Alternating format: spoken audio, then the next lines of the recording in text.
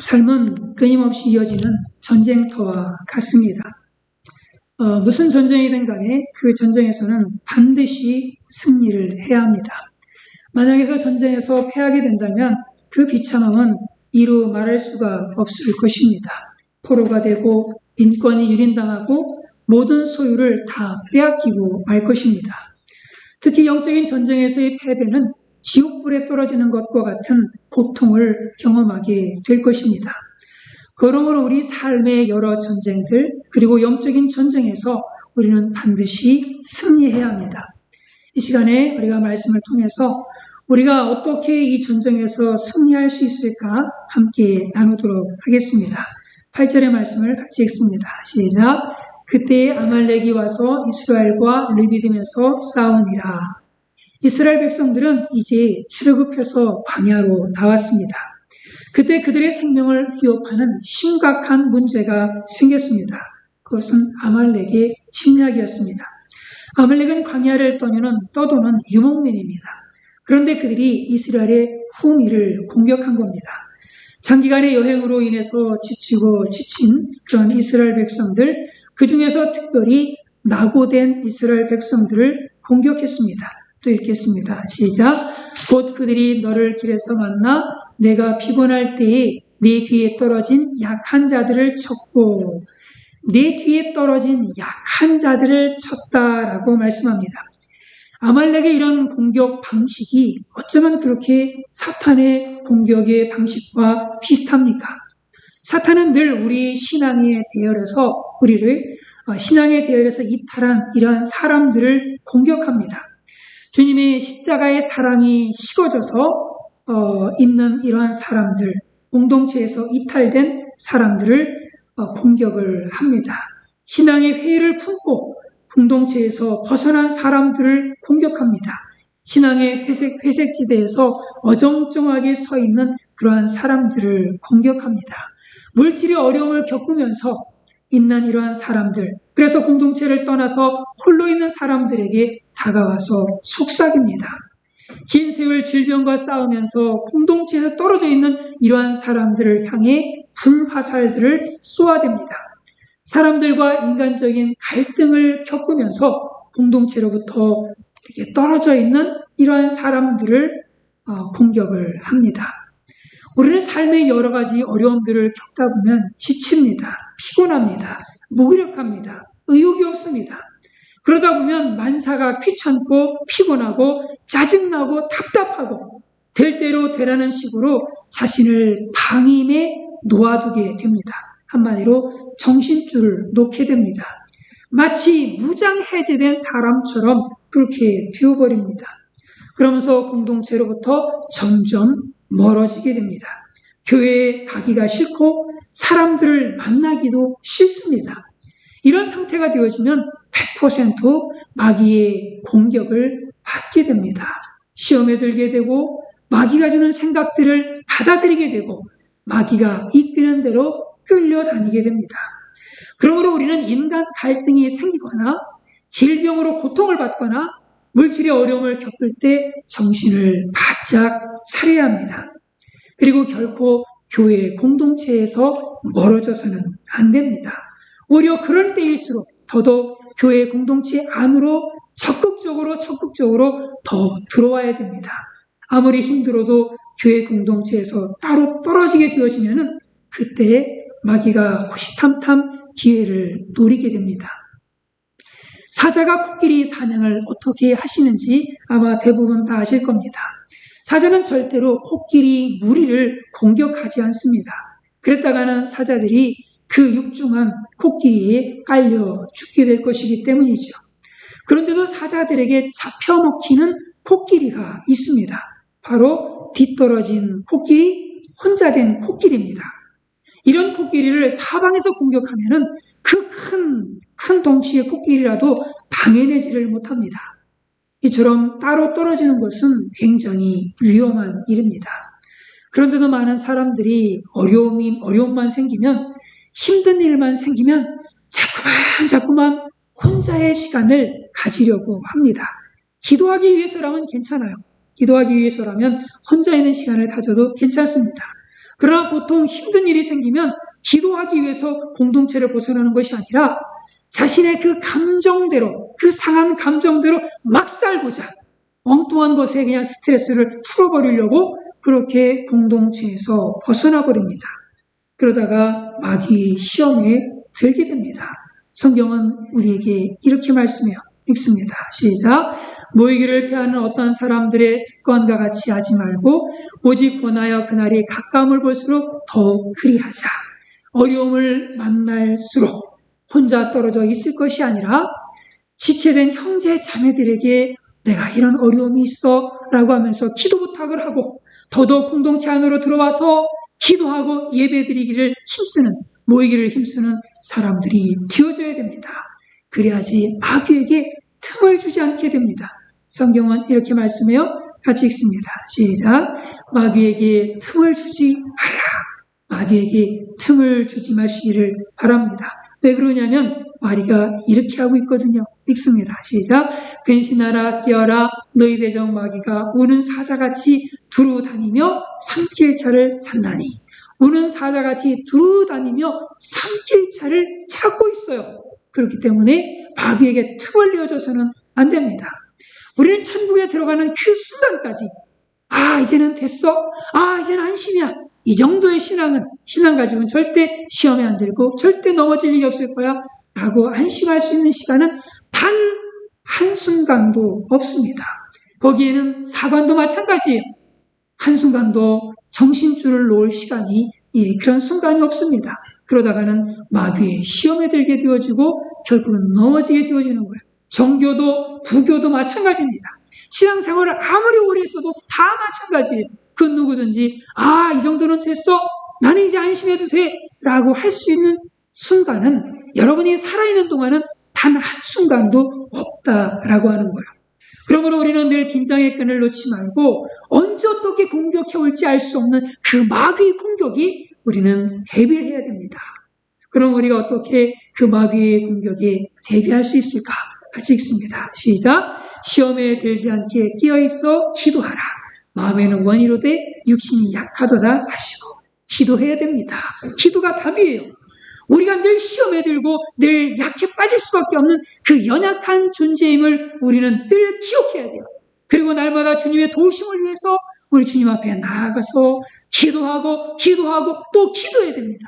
그때 우리는 시험에 들지 않고 영적인 승리를 할 수가 있습니다. 그리고 우리가 우리 인생에서 승리하려면 해야 될 것이 한 가지가 더 있습니다. 그것은 하나님께 항복하는 겁니다. 애굽에서 탈출한 이스라엘 백성들에게 있어서 아말렉과의 전쟁은 첫 번째 전쟁이었습니다. 이스라엘은 전쟁 경험이 전혀 없습니다. 변변한 전장 무기도 없는 사람들입니다. 군사훈련도 안 된 정말 오합지졸에 불과한 것이 이스라엘의 모습이었죠. 반면에 아말렉은 어떻습니까? 광야를 다니면서 약탈을 일삼던 정말로 무장된 사람들이에요. 아주 전쟁에 능한 사람들입니다. 이런 사람들과의 그 전쟁 정말 쉽지 않은 전쟁입니다. 그런데 이때 모세는 여호수아에게 이렇게 얘기합니다. 백성들과 함께 나가서 아말렉과 싸우라. 그리고는 이렇게 덧붙이죠. 같이 읽습니다. 시작. 내일 내가 하나님의 지팡이를 손에 잡고 산 꼭대기에 서리라. 지팡이를 잡고 산 꼭대기에 서겠다고 합니다.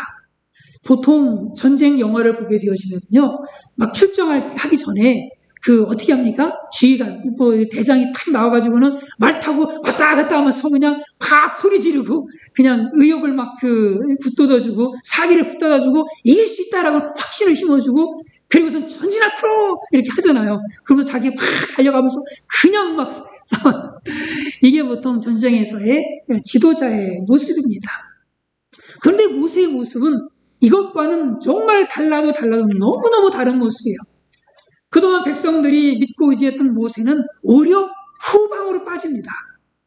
그리고 그러면 이제 백성들이 불평할 수가 있겠죠. 아니 누구는 적진에 들어가서 죽음을 무릅쓰고 싸우는데 말이야. 지도자는 가만히 기도만 하고 있겠다고? 도무지 이해가 안 돼. 모세를 몰아내자. 이렇게 하실 수도 있죠. 그러나 여호수아는 이해되지 않는 그 지도자의 행동에 대해서 전혀 비판하지도 않고 원망하지도 않습니다. 그리고 백성들을 이끌고 순종해서 전쟁터에 나가요. 그러자 모세와 아론과 훌은 마치 전쟁을 피해서 도망이라도 하던 말이에요. 급히 산으로 올라갑니다. 같이 읽습니다. 시작.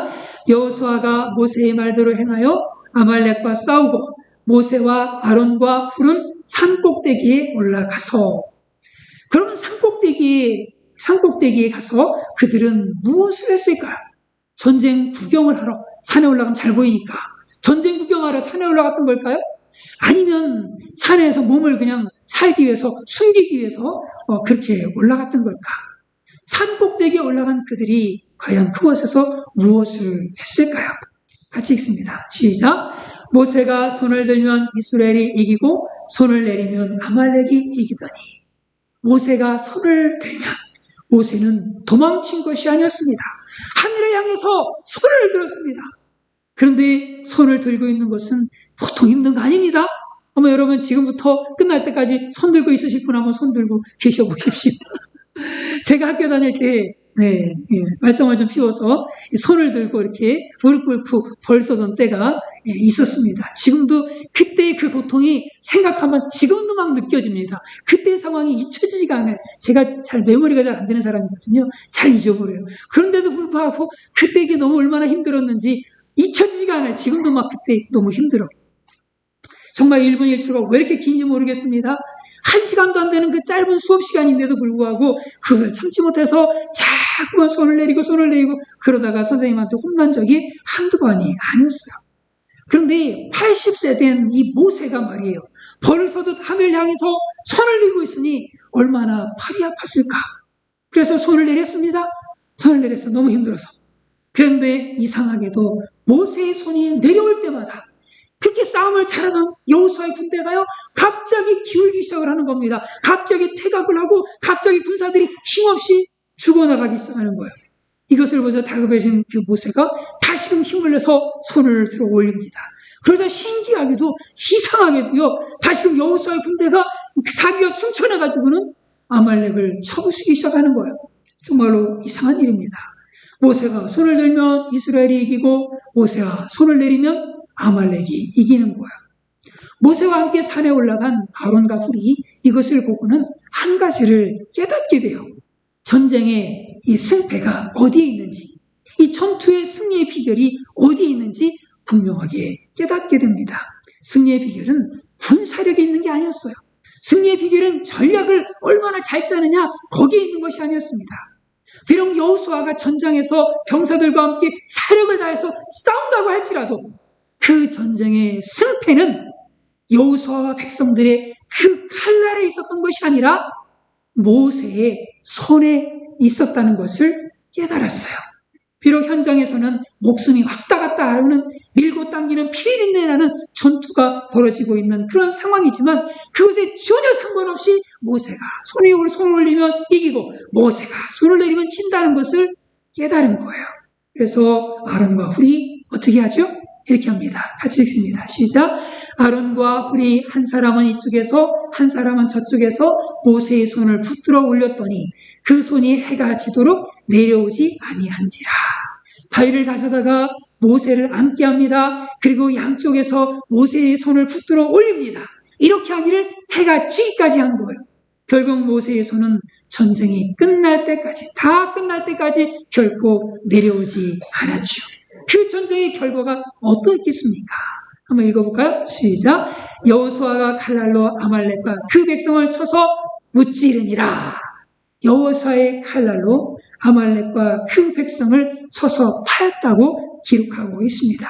이스라엘의 완승이었죠.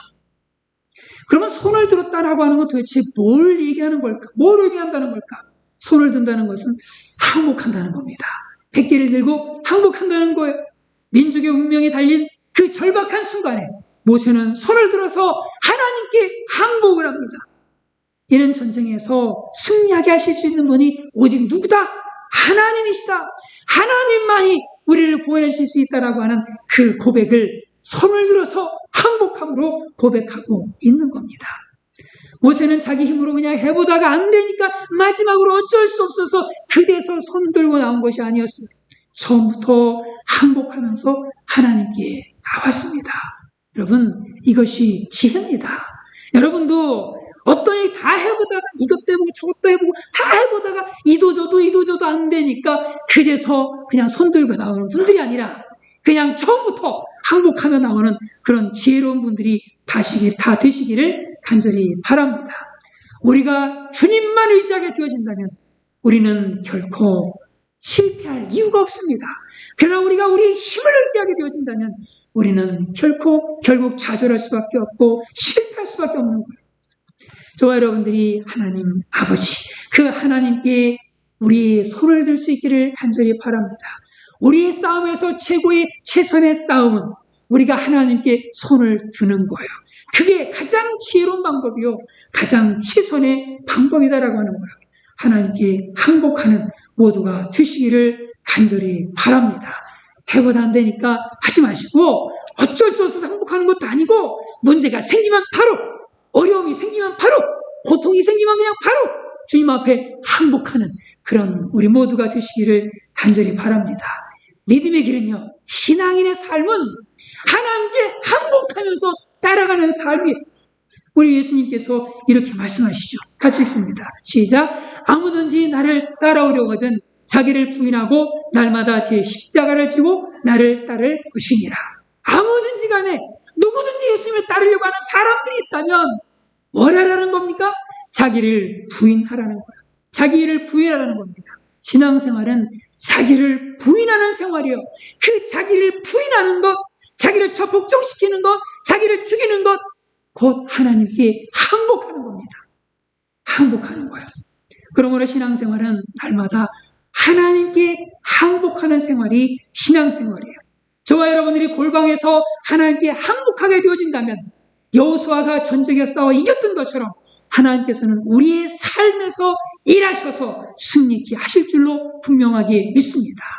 우리가 골방에서 항복하면 하나님은 교회를 넘어뜨리려고 은밀히 잠입한 이 아말렉의 세력들을 싸워 주십니다. 우리가 골방에서 하나님께 항복하기만 한다면 가정을 파괴하려고 혈안이 된 이 아말렉 군대와 우리 하나님께서 싸워주시고 결국에는 우리의 자녀들과 아내와 남편이 신앙 안에서 건강하고 행복한 지상 천국 같은 가정으로 세워주신다라고 하는 겁니다. 우리가 골방에서 항복하게 되어진다면 여러분의 사업장을 무너뜨리려고 하는 이 사탄마귀의 공격, 그 공격에 우리 하나님께서 대신 싸워주시고 결국 형통으로 이끌어 주십니다.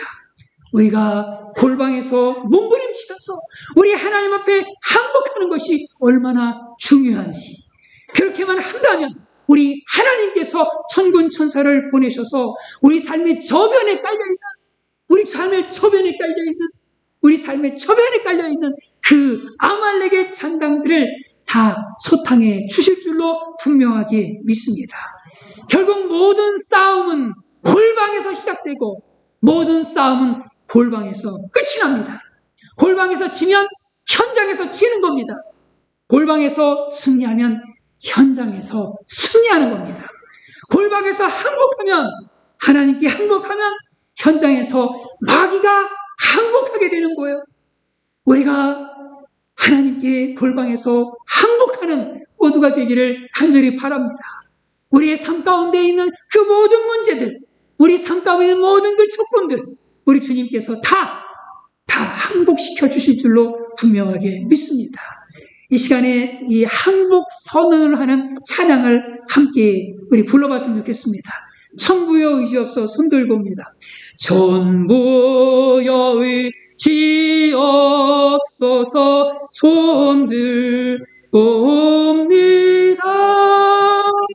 주 나를 외면하시면 나 어디 가리까. 내 죄를 씻기 위하여 피 흘려주시리. 고되게 하는 마음으로 주 앞에 옵니다. 천부여 의지없어 손들고 옵니다. 날마다 우리 주님 앞에 그렇게 항복 선언하는 우리 모두가 되시기를 간절히 바랍니다. 이때 하나님께서 아말렉을 싸워서 승리하게 하셨던 것처럼 우리가 손을 들어 하나님께 항복하는 그만큼 우리의 삶을 승리로 이끌어 주실 줄로 분명하게 믿습니다. 우리가 항복하는 만큼, 조금 항복하면 조금, 우리가 많이 항복하면 많이 우리의 삶을 그렇게 승리로 이끌어 주실 줄로 분명하게 믿습니다. 우리 구세군교회 모든 믿음의 식구들이 골방에서 교회에서 하나님께 두 소리를 들기만 한다면 우리의 삶의 모든 문제들을 우리 주님께서 싸워주시고 승리하게 하실 줄로 분명하게 믿습니다.